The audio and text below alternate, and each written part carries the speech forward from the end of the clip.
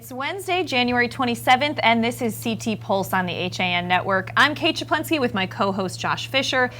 CT Pulse is a weekly show that takes a deeper look into politics and news in the Constitution State with a dose of humor and a bit of our own personal opinions as former Connecticut newspaper editors and reporters. Today, Kate, we're going to be looking at some of the stories grabbing our attention this week, including Trumbull's town treasurer and first selectman butting heads, a bald eagle sighting in Reading, and much more. We'll also have a visit from Doug Smith, our editorial cartoonist, later. He'll give us a look at his interpretation of this week's news.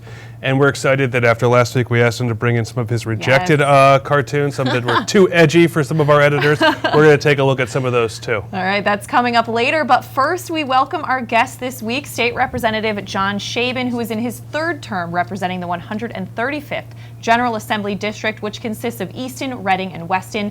Shaban announced last August that he will seek the Republican nomination to challenge U.S. Congressman Jim Himes for his seat representing Connecticut's 4th District. Representative Shaban, welcome, and thanks for joining us on the HAN Network. Well, thanks for having me.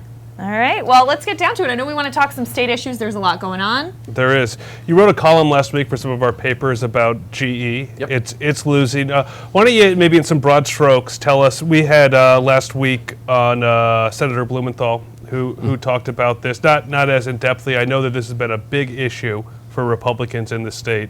What are your thoughts? Well, it's really an issue for everybody in the state. I mean, I'm not an I told you so person, because I hate that, but in fact, for the last 5-6 years, folks in my caucus, frankly the Republicans in the minority party at the state level, have been saying year after year after year that, you know what, if we keep changing rates and rules and creating new taxing mechanisms and not quite giving anybody any certainty, we're going to continue to chase employers' opportunity and people out of the state.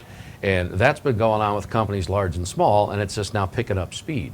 So, when the end of last session, when the governor and the majority Democrats pitch a new budget, we're out of thin air. There's a whole bunch of new taxes and fees and whatnot that were not discussed in normal public forum. I'm on the finance committee, and they should have been, I think.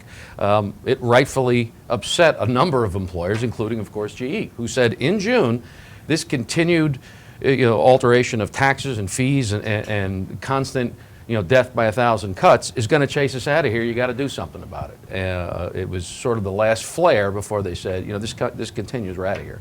And there was a lackluster effort, in my opinion, made to kind of address that by the state. There was really no effort made by the our federal delegation. They had a meeting to talk about their concerns, but that happened in August. I mean, it was too little, too late.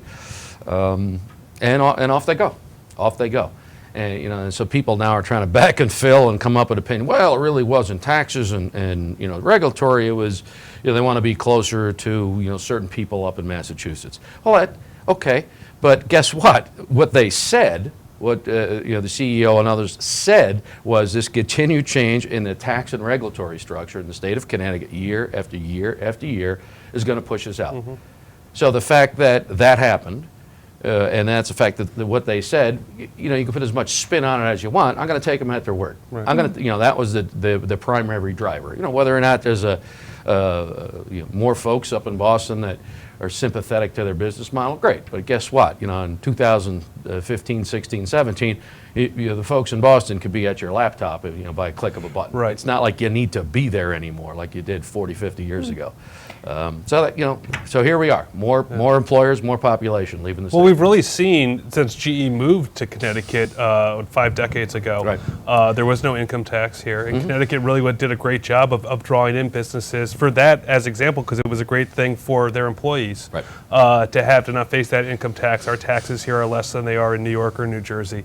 But now, as the only growing industry we've seen in Connecticut since the income tax was put in place in 1991 is the state government. Right. It's been a banner growth for the public sector. Yeah. And if you look at there's a couple of graphs out there put out by varying entities that look at the growth in state spending versus the growth of actual population, and state spending goes like this, where population goes like that. So even if you do a CPI adjustment for the spending number, we're still outpacing population growth by multiples, and it started to happen in 1991, ironically, after we put in the state income tax, along with an alleged constitutional spending cap, which, by the way, has never been fully triggered, despite multiple attempts. We even tried it, we tried it 3 months ago or 4 months ago in special session. So we have a constitutional spending cap, but because of the way it's been unaddressed, especially by the leadership in the last few years, it's just words on paper that has no legal effect. Now, you mentioned in your column, you kind of call out Congressman Himes and other of our representatives in Washington. What more do you think they could have done in this situation? Well, it's back when General Electric or Electric Boat back, I think it was in the late 90s or so, when they would say, you know what, this isn't working out, we got to move out. The state and federal representatives, Democrats and Republicans alike, got out ahead of it early and said, all right, what do you need to keep, what do you need from us to try and keep you here? What do you need? And that's the kind of cooperative approach to some problem solving, I think, that frankly should have happened 3-4 years ago, but definitely could have happened here. In June, when GE says, this is too much, you're pushing us out of here, help us stay here. And then you get a for-show meeting from the federal guys and a flawed presentation from the state where they're presenting the wrong products, and you guys have read about it. It was unimpressive. So I think in hindsight, or it's not even hindsight, in foresight, what they should have done is work together to make Connecticut a more stable tax and regulatory structure. But we don't do that because the federal government bleeds us dry, and then the state government wastes what's left and then kind of backs and fills by changing rates and rules to kind of patch the holes. So between the double bleed, our employers are, we're out of here. It's not just GE. We're losing small manufacturers. We're losing medium-sized employers. People can move easily now. Employers can move easily now. Employees, not necessarily. Right. So this type of policy drift that we've been on for a long, long time is hurting everybody. It's hurting everybody. It really is. And now we're looking at Governor Malloy has his budget speech that he gives next week. Yep. Each year, and he has said that there'll be no new taxes unveiled next week. But the state budget director, Ben Barnes, said ruling out taxes is something that he wouldn't do right now. And Malloy has said, the governor has said every year since before he was elected that he wouldn't be raising taxes. And with each biennial budget, taxes have been raised. Of course, as we see, that's one of the reasons why GE left. It was the straw that broke the camel's back. So how do you anticipate this next budget season? Yeah, I would be shocked if in the speech we hear next week there are going to be new taxes proposed. There aren't going to be, but you're right. That's been the same promise made for the last 5-6 years that I've been there, and that's been the same promise that's been broken for the last 5-6 years I've been there.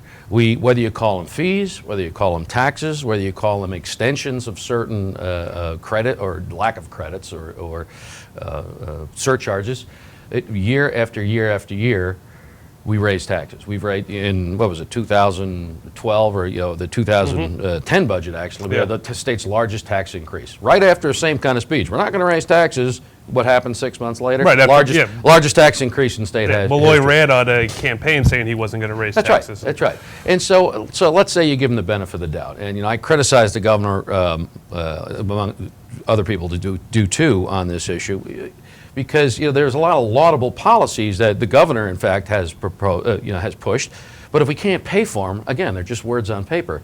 So we have the largest tax increase in 4 years ago, followed by the second largest tax increase in state history 2 years ago, or less than 2 years ago. We've actually had record revenues hitting the state coffers, making more money now than ever, bringing in more tax dollars now than ever, and we still run deficit after deficit after deficit. We're still still multiple billions of dollars, into the red, despite raising taxes year after year after year. So promises are cheap, but doing it is hard. Yeah. And Secretary Barnes was famous, or infamous anyway, for saying the state is in permanent fiscal crisis, and he's right. Yeah. Well, it seems like every 2 years, because Connecticut operates on a 2-year budget, every 2 years, those who set the budget have these lofty revenue anticipations that always have fallen short. They've been falling short since Governor Rell was in office. And that seems to be happening again. We're facing over another $100 million in deficit, not as big as those billion-dollar deficits that were forecast a few years ago. Mm-hmm. But that just is there. So what is the when Malloy first ran for office, he said that he would cut some staffing in Hartford. That hasn't happened, and of course we know that the best way to get elected in Connecticut is with that state union support, because as we discussed, that's the only growing industry in Connecticut. So are we just stuck, like Barnes says, on this, carousel? Well, we're stuck. I mean, there's the way to change it is to change your vote at the ballot box. That's it. The fact that we've been drifting or moving in the same negative fiscal direction isn't because the folks who are imposing these tax increases and spending increases year after year are evil people. They're not. They're absolutely not. They're trying to do the right thing.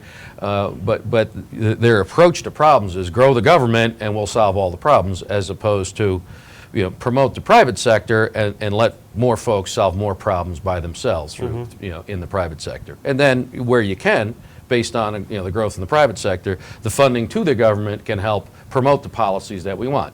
Better schools, better roads, positive environmental programs.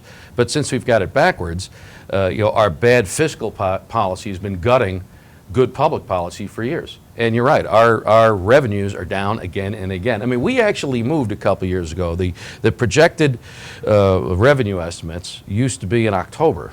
We actually moved, the governor and the majority Democrats moved that day to after Election Day a couple of years ago. Something we were screaming about because that's just bad for business if you're trying to get reelected. Well, frankly, I think that's a little bit hide the ball and dishonest with the taxpayers. And whether it's Republican or Democrat, the taxpayers, the voters, the citizens ought to know how we doing. So you don't push that to November or something, so it's after the fact. It should be returned to October so folks know, all right, how we doing? Right. Now, so in your role now in the state, do you have any hope for things you can do right now to improve things, to get things moving in a more positive direction, attract new businesses? What can we do? Well, there's always hope. I'm not one of these, the sky is falling, Connecticut's going to fall off the cliff into the Sound. I've never been one of those folks. I'm an optimist. I'm always a glass half full guy. The thing we could do now is to change directions onto a steadier course for a steady and predictable tax and regulatory structure. Actually show the bond market, the employer market, whatever market you want to cite, that we're slowly going to actually shrink the size and burn rate of state government. We have 50-something thousand state workers now. That's a big number in a 3 million, plus state. 50-something thousand. Let's start even if you trim that by a couple of thousand over a couple of years. I'm not talking mass layoffs. Right. Just bend the curve down. That shows some fiscal discipline. Change the benefit structure for those 50-something thousand folks, at least going forward, or for new hires. For a certain bracket, the folks who are out or about to retire, you can't change the rules there. Show some discipline. Don't borrow. Actually take borrowed funds to pay for current day expenses. Don't borrow to pay the light bill in the state for the state government. That shows the bond market this debt here is no good. So, while our bond rating has taken hits, usually in a comment section, usually just minute flavors. Right. They continue to be slightly negative, like not so good, not so good, not so good. Well, a lot of not so goods is, guess what? Not so good. So small changes now with some predictable, steady a budget, frankly, that actually does the things that we've been trying to do, sends the right signal, and at least will stop the migration of jobs, opportunity, and people. We're losing population, too.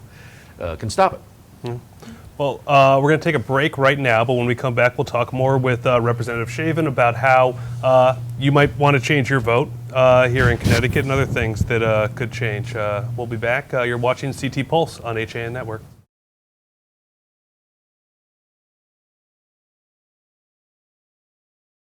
Had Got a sports injury that needs immediate care? Coastal Ortho Express Urgent Care gives you direct access to an orthopedic specialist quickly. Their highly trained orthopedic professionals expertly treat you without an appointment. Skiing, snowboard, or sports accident, sprain or fracture, Coastal Ortho Express can help. Coastal Ortho Express Urgent Care open Monday through Saturday in the iPark building at 761 Main Avenue in Norwalk. Call 203-845-2070 or coastalorthoexpress.com. Find them on Facebook at Coastal Ortho CT. Darien Sport Shop is a unique store because it's a family store. A busy mom can come in with kids in tow and find everything she needs for them, and even find a dress for herself for Saturday night. And if she's in a rush, she can simply go home and order it from us that night. We'll deliver it the next day. The Darien Sport Shop. We're pretty on the outside and amazing on the inside.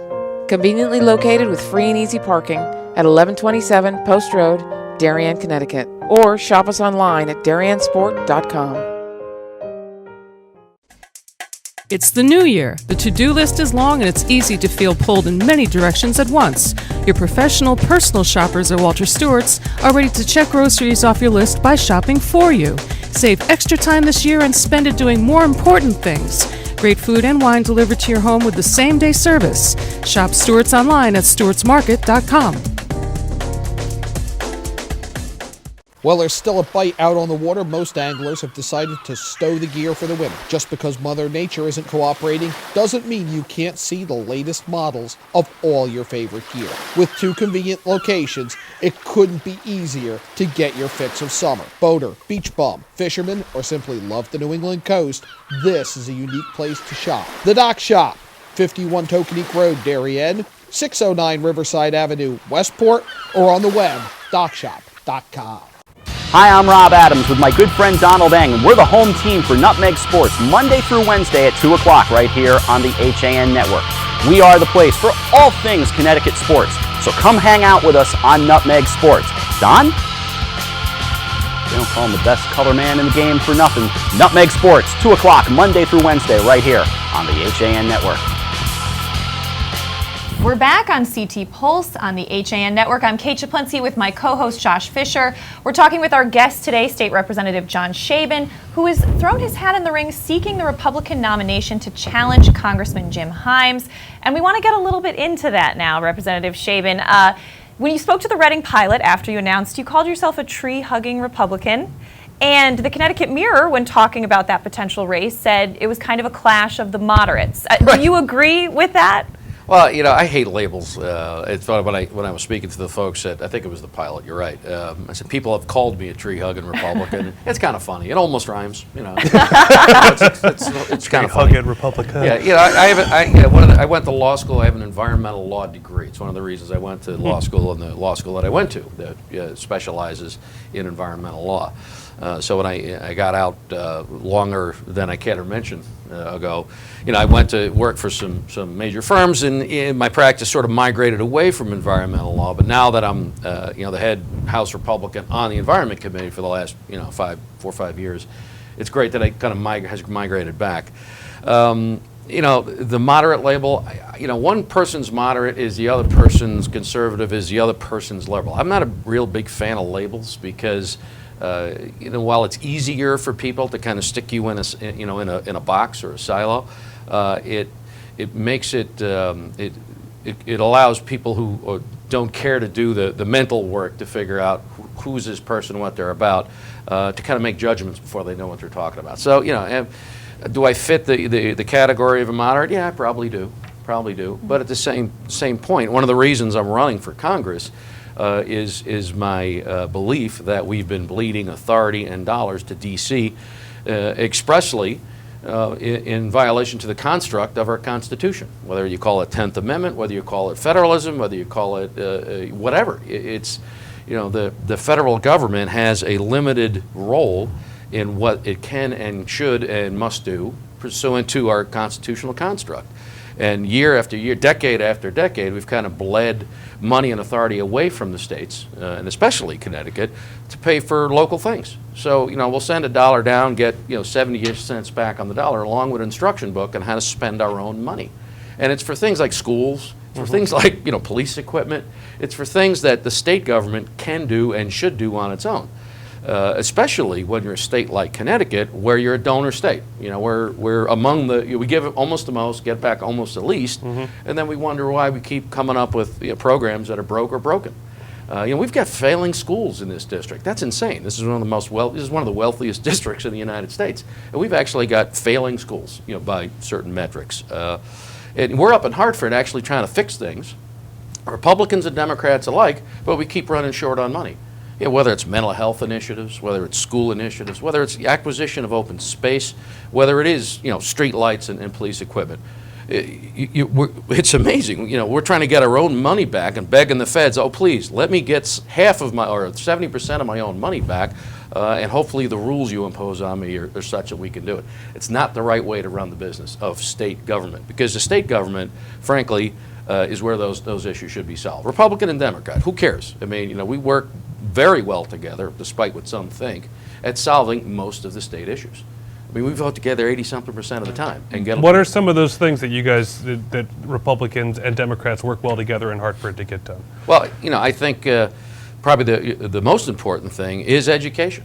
To this governor's credit, a couple of years ago, he made revamping and revitalizing certain education initiatives a top priority. I thought it was a laudable goal. I thought most of the policies he proposed were good ones.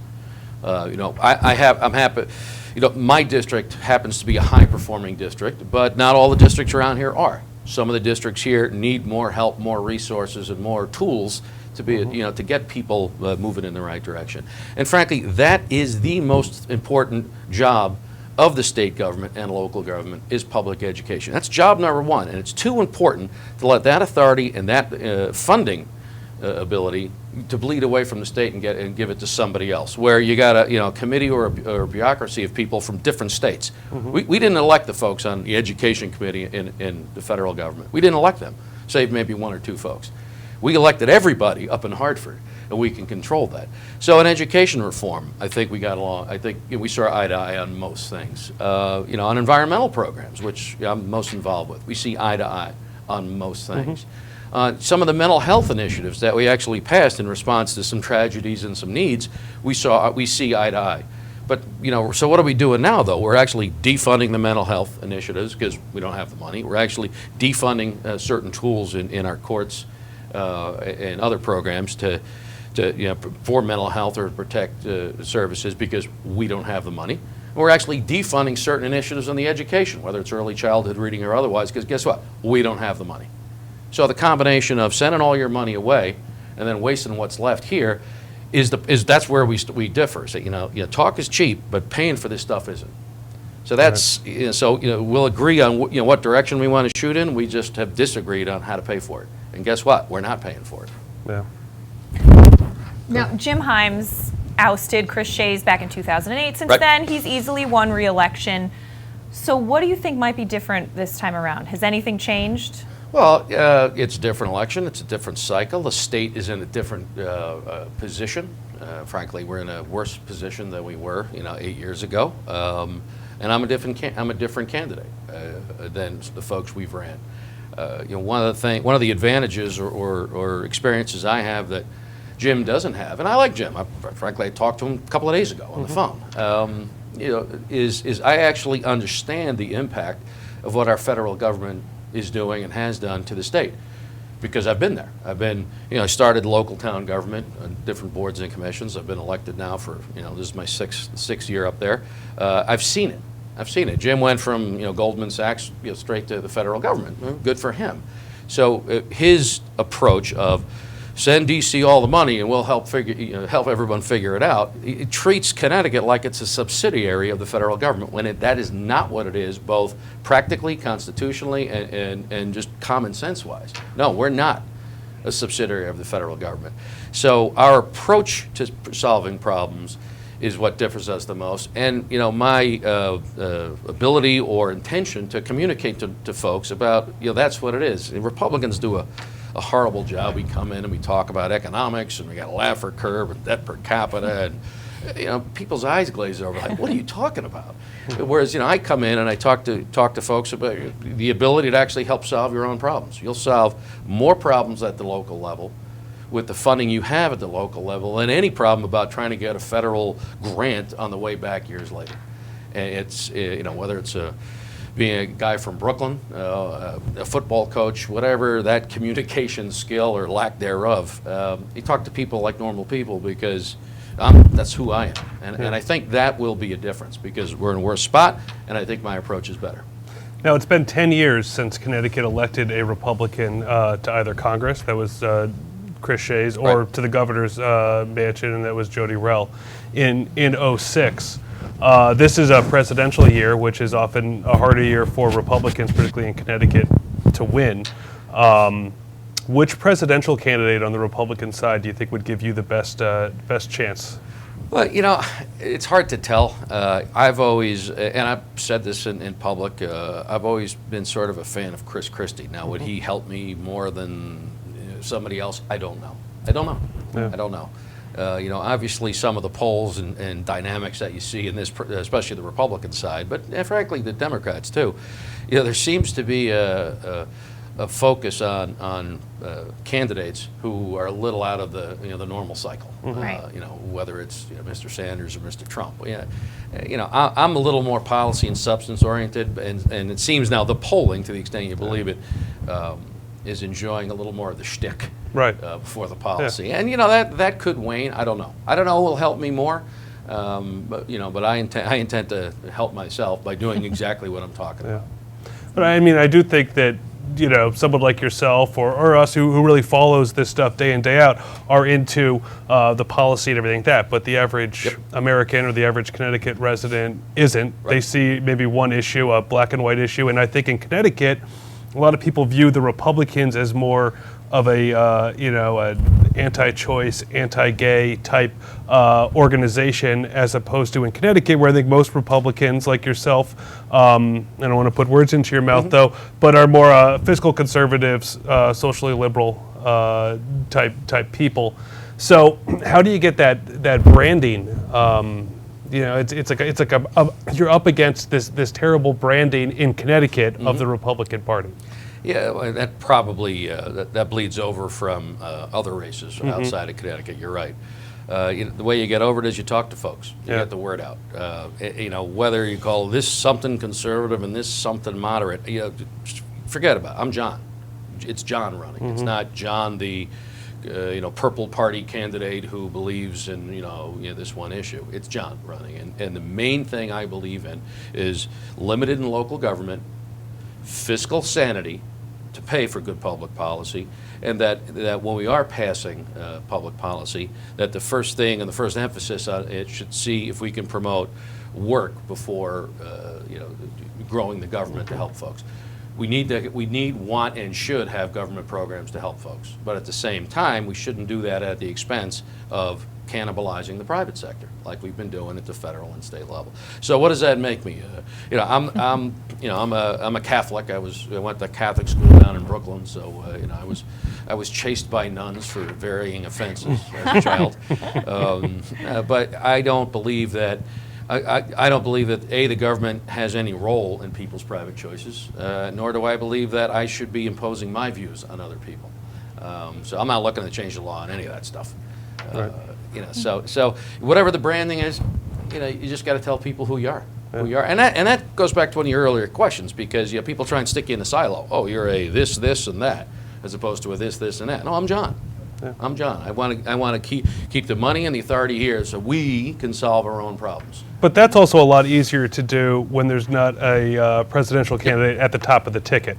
So 2 years from now or 2 years ago, and Dan DiBasella fell short twice against Himes. Steve Obsetnik fell rather short, and he ran in a presidential year against Congressman Himes. Yep. So it's a lot hard. I think if my personal opinion would be if someone like Ted Cruz was atop the ticket, you should hang it up and save the money for 2 years from now. But if there was somebody like Donald Trump and it was just kind of a crazy wild card election year, that could give a Republican in Connecticut a good shot, or a Chris Christie, a moderate, a John Kasich, someone like that who might get those old Connecticut moderate Republicans out of the woodwork. And I don't know if they don't show up now or what, but even just looking at Your town of Reading has changed a lot. It used to be a Republican majority town. Now it has a plurality of Republicans in there, but it's, we're down to just, I think New Canaan and Darien are the only towns in the entire 4th district that have a majority of Republicans. Have actually registered. That's right. Yeah. I mean, the 3 towns I represent,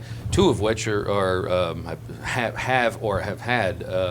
run by Democrats. Yeah. Selectmen. And frankly, have voted Democrat. They voted for Mr. Himes in all 3 elections. They voted for in 2 of the 3 towns voted for the Democratic candidate, President Obama, in the last elections. However, in those same races, I won all those. Yeah. Same ballot, same Right. ticket.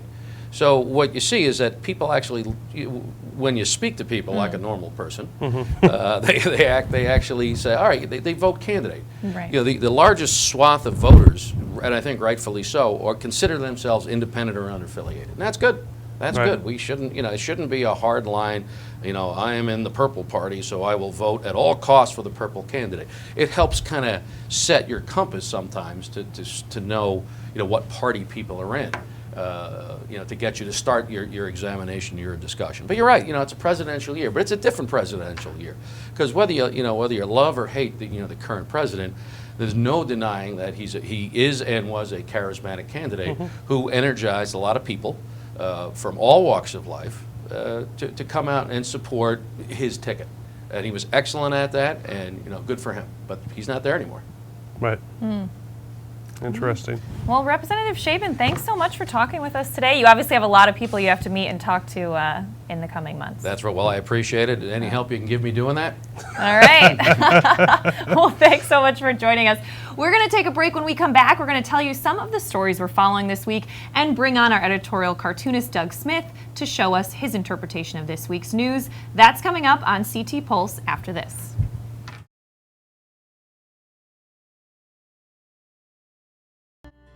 I really wanted something that felt like a home. Coming from a big house, I wanted the feel of a home as opposed to a condo. The construction is incredible, whether it's the floors, the fireplace, the moldings, the lighting. It's as peaceful as my home was in the middle of the woods. It feels like a house. It does not feel like a condo or a townhome. I feel like I'm in my house.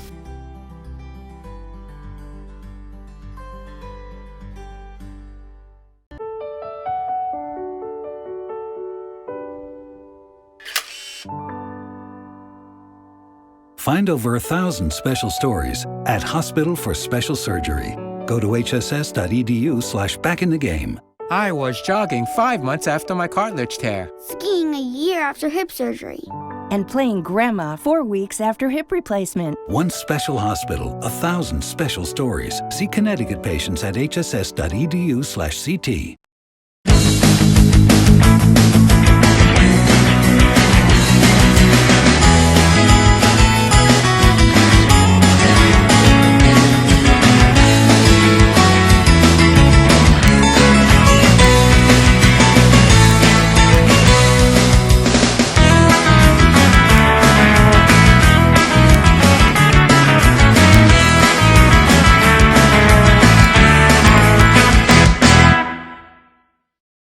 I'm Kate Czaplinski. Join us for Coffee Break, weekdays at 11 to get the latest Connecticut news, weather, high school sports, and more.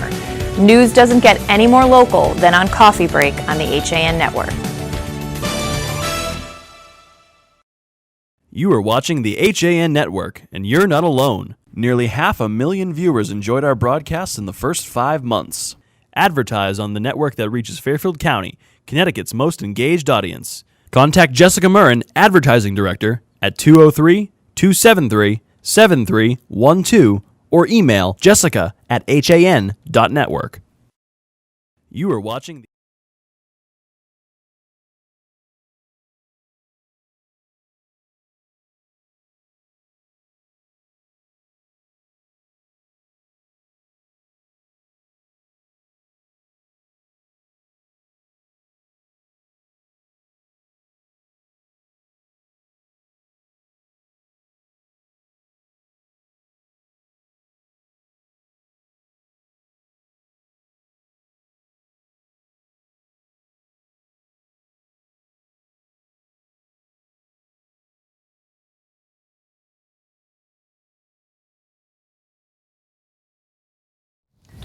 we're back on CT Pulse. A little bit longer break than expected due to some technical issues, but here we are. I'm Kate Czaplinski with Josh Fisher. The second episode ever of CT Pulse. Yes. Our new show focusing on politics and news. And right now we're going to talk about some of the news stories we're following this week. Josh, over the weekend we had our first significant snowfall. Yes, and you had to come in here to the office and work. I did have to come in here to the office. Yeah. Yes, I did, but it was a lot of fun. But so one story that I'm following this week has to do a little bit with that snowstorm in Trumbull, a town I covered for 2 years as Trumbull Times editor. Town Treasurer Anthony Musto, who's a Democrat who previously served as a state senator, and Republican First Selectman Tim Herbst, who has been named as a potential GOP candidate for governor in the future, have been butting heads on a charter issue this week, and it all relates back to the snowstorm. Now, Musto was just elected to his role in January, beating incumbent and Herbst supporter and friend John Ponzio. Musto and Herbst have butt heads very publicly in the past. Josh, in fact, one of the first Trumbull stories I covered was a press release from Tim criticizing Musto's vote in the state Senate that supported the release of Sandy Hook school shooting 911 calls release. I don't know if you recall that. It was voted down, but he was one of the senators to actually support the release based on freedom of information. At the time, Herbst suggested Musto should get his head examined by the Yale Psychology Department in a press release. So you can see these two have had it out publicly. The latest, less than a month into having to work together, Musto has called foul and said Herbst has violated the charter by appointing Republican Town Council Chair Carl Massaro to serve in Herbst's stead during the weekend snowstorm. Herbst was in D.C. for a gathering of municipal leaders. Town Treasurer Anthony Musto was wondering why the charter wasn't followed when just recently the charter was changed to allow that the treasurer be named in case of emergency if the first selectman is not available. So is this some petty political move? Yes. Herbst argues that the reason he appointed Carl Massaro is because Carl Massaro has undergone emergency training and Musto has not yet had the opportunity to do so. Interesting. It is an interesting story, and a lot of people see it as kind of a petty political back and forth, and some even criticizing Musto for bringing it up and saying, you know, why. But you know, if you remember on election night when we were here and we were looking at the Trumbull results coming in, I said, wow, so Musto is ousted John Ponzio, and now Tim and Anthony Musto have to work together, and that's going to be tricky. It really is. And we can see that already the first month in. It's kind of interesting. And I think that Musto was right, too, about the 911 calls for Sandy Hook. I think it was a disgrace how our government was allowed to hide the investigation of that. Nothing was available to the Freedom of Information Act. And that's kind of a classic Tim Herbst playing politics with emotions, which is a big Tim Herbst type of thing. Last week he wrote a letter to the editor of the Trumbull Times complaining that Democrats had the nerve to write their own letter saying that they represent the people who voted for Vicky Tesoro instead of Tim Herbst. And, you know, I kind of wonder how Tim Herbst has time to get any work done when all he's doing is scolding people. Well, because he always, it's like, unless you bow down to the throne of Tim Herbst, then, you're an evil human being who doesn't have the best intentions for the town of Trumbull. And if the charter says that you should do so, I understand that, you know, and Musto gets in his own trouble, too, by starting this you know, thing with Tim. You know how it's going to end. It makes him look petty. It does make him look petty. But Yes. Tim Herbst is the type of person who, if it had gone the other way, would say, well, the town charter says this. But it's also not the first time we've seen Tim Herbst overstep the town charter. He did that with that painting fiasco in Trumbull a couple of years ago. By stepping with the library and acting, giving authority over what the library director is allowed to do, which is in violation of the town charter of Trumbull. And now we can qualify by saying Trumbull politics has always been nasty. That's fun. But it's you know, another day, another political controversy there. But what's fascinating is the other side, when one side calls foul, criticizes, you know, the other for being so political. But it's really this vicious cycle that just keeps continuing. And I know I'm following that story. Oh, it's a lot of fun. It's kind of like, it you know, it's like Degrassi High or something. You and your Canadian teenage dramas. Tim Herbst, I think, would do really well in Canada. But that's just one of the stories I'm following this week. Another that we've been looking at, Josh, sadly, I hate to tell you this, but Connecticut state colleges and universities have issued a statement prohibiting the use of hoverboards on state college campuses. Yeah. Well, I mean, I think it's kind of, I got all excited when I heard they were hoverboards. They're not actually hovering. They're hovering. on wheels. I don't understand why we're calling them and that. I bet they don't work on water. They're playing on our emotions because, of this generation, we all grew up hearing about hoverboards and Back to the Future. But I mean, I think that people look rather silly on these little wheels rolling around. I would love to try one out. We were talking about this before, but like in my driveway, not in public. It's like being an adult and wearing those like being on a Segway. Yeah, or having the shoes that light up. Who made those shoes? LA Gear. Yes. Yes. So they're certainly fun for kids, and I know you see kids on them every now and again. They're exploding spontaneously. But college students. Right. Well, the problem is the reason they're banning them is there's potentially some battery issues, the overheating causing fires suddenly. It's become a safety issue there, but that's interesting. Just one more thing college kids can't do on campus. Yeah. It's too bad. All right, you've been following an interesting story in Greenwich. Well, this is kind of cool, I think. So there's a new school district guideline in Greenwich now in place that asks teachers and administrators, this day and age, we have the helicopter parent. That was a phrase that really came into being in the 90s, early 2000s. Now with email, how all the teachers have email addresses, in Greenwich they've seen a problem. I know that Greenwich isn't the only place where this is parents are emailing teachers and administrators at all hours, 24/7, then expecting a response right away. So the school district in Greenwich actually created new policies that teachers do not have to respond. They're actually asked not to respond after 9 p.m. or over the weekends.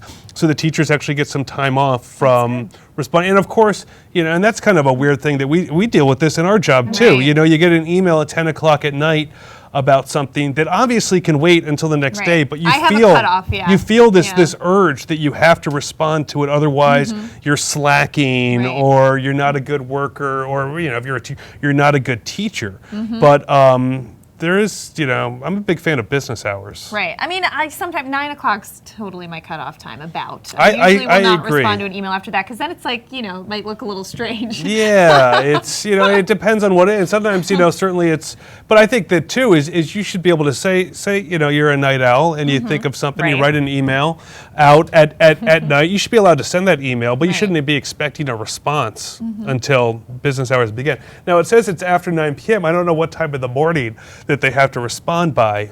This is a story we read in the Greenwich Time today, but that's kind of you want to be able to give it some time and not feel like you're slacking. Enjoy your weekend, right? Right. Everyone's deserves to have a weekend. No one is. The teachers aren't getting paid to work 24 hours a day. That's right. So little Johnny will be okay if you don't get back to him about his math assignment until the next morning. I think. Agree. Well, one final story that we're following this week. While GE may be leaving, the bald eagles are moving in, Josh. A bald eagle was seen yesterday on Simpog Turnpike near Reading's border with Ridgefield. We have to tease our wonderful Tracy Iazi, who captured this video a bit, because what's one thing we say to all our folks when capturing video, Josh? Turn your phone 90 degrees. Either way, to the left or the right. Televisions are set up. We're not a big fan of vertical videos, but we're so excited she got it. It's so cool, and she's the best. Yes. Great eye, eagle eye Tracy too, just by spotting that bald eagle while driving down Simpog Turnpike, which is right on the Ridgefield-Reading line, and that's very cool. And now Tracy is flying herself all the way down to Florida to visit her mom and her sister. And we'll miss her. Yes. But now it is time to be joined by our friend and editorial cartoonist, Doug Smith, for a segment that we call Drawing Conclusions, which I know every week Doug's going to be giving us a different cartoon version of Doug that will be drawing conclusions somewhere else. Let's see this week where he is drawing conclusions. Oh, he's on a deserted island and his eyes are a little bloodshot. Doug, what's going on there? They're supposed to be brown. Just the way I it don't know looks. What happens when I color them in, usually it's like Little Orphan Annie. They're just white circles. But I thought maybe that wasn't a palm tree there in the background. It was something else. All right, Doug. Well, we're taking a look at some of your interpretations of this week's news. And Doug always does a great job. He reads all the papers, keeps up on what's going on, and then creates his own version of that story. Let's start with one I believe was in Easton. Was it Bradley Hubble? That was an Easton story, right? The homestead, which is, like a lot of places, in trouble, and they're reaching out to the community to help out. And so basically the cartoon just sort of illustrates that. Right, throwing them a life preserver to save the historic homestead there. Okay. So that's the Saugatuck Reservoir? Right? Yeah. I could label it, but And another one you talked about was New Canaan's hub, which is formerly the Outback Teen Center, which, Josh, you probably remember from your time covering New Canaan, has struggled, I guess. Great job getting the with roof right. finances. I know that roof. That IHOP roof that they have on the thing. I know, and it always threw me off. It was called Outback because I always think of the chain, the steakhouse. obviously. And, it's called Outback because it's behind Town Hall. It's a very one of those weird names that government comes up with because they think that the entire world revolves around them. So everyone would think that, it's Outback behind Town Hall. So that would resonate with everyone else, and no one else would obviously think about those things. So but the pun picked up on that, I guess. Yes. Yeah. And another cartoon that's going to be in the Milford Mirror was about affordable housing and a moratorium on that. Tell us a little bit about your thinking behind this one. Well, basically, it just seems that wherever you go, most towns aren't in favor of affordable housing. If you listen to the We didn't people, know that. So if they get if this goes through, it could potentially lead to a moratorium, which would fill their quota for affordable housing. And basically, the folks are like there, Eric. What's the punchline? We just got the town of Milford. Milford. I see. Okay, cool. Where do we sign up? And a next one I know is titled Station Stairs. Doug, tell us a little bit about Stratford's train station stairs. They're, I believe, on the southbound side are all rotted out, so they've been replacing them for the past couple months, and they're finally going to be ready. So it's just like a child's image of what they're talking about. Station stairs are being worked on. And I think with some of the old Metro North cars, if they went down something like that, it's pretty much what it felt like anyway on the regular tracks. Don't give them any ideas over there at the Connecticut DOT about new ways to add trains. I'll have to send that over to Jim Cameron. There. Yep. You'd love that.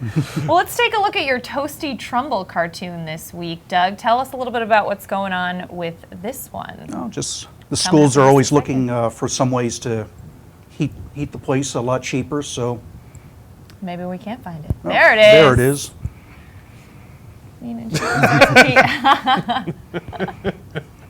Oh, love that one. And then I know one that, because we've talked a bit about this next one on Coffee Break, is support for a skating rink in Reading. You kind of drew that a little bit. Tell us about that. I literally gave it support. So it's just the town underneath supporting the skating rink. And I do have to say, because obviously when these are printed in the paper, they appear in black and white. We get a little treat by getting to see a lot of these in color on the show. Well, the Reading one, Reading's one of the more recent newspapers I've been doing, so it's not set up yet to go online with the cartoons. So.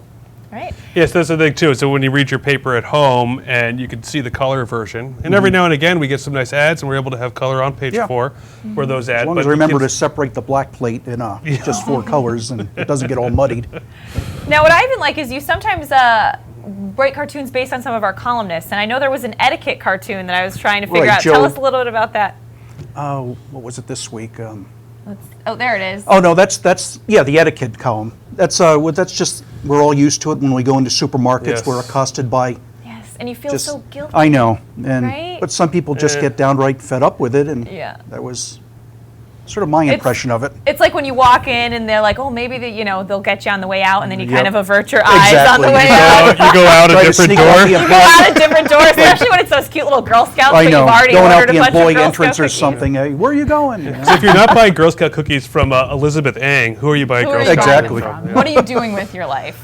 All right, next one. Joe Pisani, you had another one of his last week, but this week, tell us a little bit about this one. Joe's picks for the Oscars, and he was just kind of like talking about how he's disgusted with like how the society is so obsessed with the violence and the sex in movies, and he just likes, just good old fashioned, good plot movies, and so Oscar's just saying to him, R? You mean rated R doesn't mean really good? I like that one. And a radon one. Let's take a look at that one. Where was this for? Monroe? This was actually, it was done initially for Monroe, and then we modified it to go for Darien as well. Great. And so we just sort of got a glowing house there. I'm just saying it might not be the worst idea. All right, to get that checked out. Now, you have a couple rejects. Yes. Eric, can you put up one of the rejects and we'll take a look at that? Okay, well, this was the previous one to the Monroe one that I initially did for the radon. And it's funny, he's right next to the nuclear power plant saying might not be the worst idea. Then, till Don Ing pointed out to me, It's funny, except that radon's a naturally occurring gas. So, okay. The fact checkers. Yeah, exactly. So, damn facts. Those editors. No scientists won't be laughing at it. Yeah. What other reject did you bring along for us? Oh, I see the mailbox is blocked yes, out here. that was the name of a town, and I didn't want to. And Cheap, this cheap. was exactly. that bird town learn had to cut the talk? language budget, and so basically it was a play on words here with the bird saying the town is cheap, and the editor didn't want to run it because the editors, no matter what I do, it's always the editors who catch the brunt of whatever I draw. That's so they were true. like, please don't do it. I don't want to hear it from. Right. And you're them, very so- understanding Yeah, exactly. about that. Yes. And, You know, and I they're- know they're welcome to I know jump- you have received a few calls. Death threats and bricks thrown through the window, things like that. But it's all in good fun. I know. So what the heck? Well, was that it? Is that all our cartoons I this believe week? that's it. All right. Well, Doug, thanks so much as always. I'm excited to see where you're going to be drawing conclusions next week, your cartoon see. version. All right. We'll have to check that out next Wednesday. Thanks so much, Okay, Doug. thank you. All right, but we have to wrap up this week's edition of CT Pulse, Josh. A version. You have a version to A wrap up version. this edition? I don't want to. I want it to keep going. Okay. That makes one of us.